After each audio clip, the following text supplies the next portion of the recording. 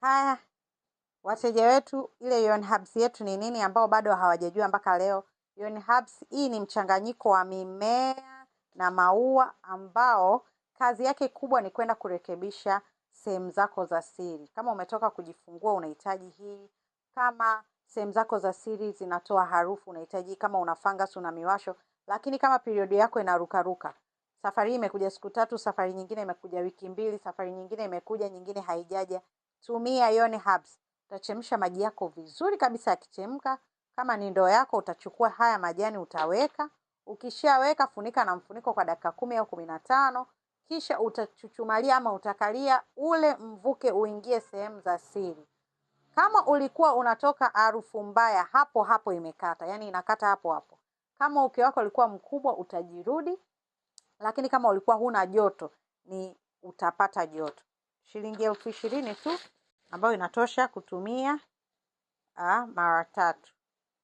Na hizi ni za wateja wangu. Unalipia na utasema ulipo, boda anakuletea.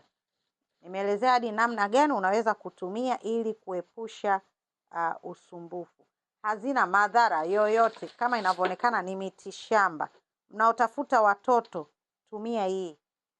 Iende kurekebisha huko mfumo wako wa hormone na vitu vyote vilivyoko huko ndani vinavyosababisha usiwe sawa. Ukimaliza period, tumia pia ili uweke sawa umbile lako. Harufu mbaya iondoke na uwe msafi. Mimi huwa natumia kila ninapomaliza period. Natumia ili niendelee kuwa msafi. Usafi wa mwanamke sio nje tu, na hilo eneo. Kama tumbo alikuingizi chochote na unalilisha kila saa, sasa sembuse sehemu inayokupa kipato. Kwa nini usiitunze? Tunza mazingira ya uke. Tunza sehemu. Ioni zetu ndo hizo ziko tayari tena. Wanawake tu la kwanza, wanawake na ngai, nendeni mkabaruze. Wewe ambaye ulikuwa unaambiwa sio tamu ukaambiwe tamu. Wewe ambaye baada ya kujifungua uke umepwaya ukakaze misuli hiyo ikabane, uke ukaongezeke joto. Wale ambao mnajiambia kwa mbele hiyo hali ikaishe, mambo ndo haya hapa. 20,000 tu inakuondoa kwenye aibu ndogo ndogo ambazo unaweza ukajinani nazo. Lakini ukiona ubaili wa 20,000, basi endelea kujitia aibu. Sisi habari zako tunazipata na zinatusikitisha sana. Tunatamani kukuambia wewe mwanamke mwenzetu unayetutia aibu. Kwa nini una Ioni? Kwa nini?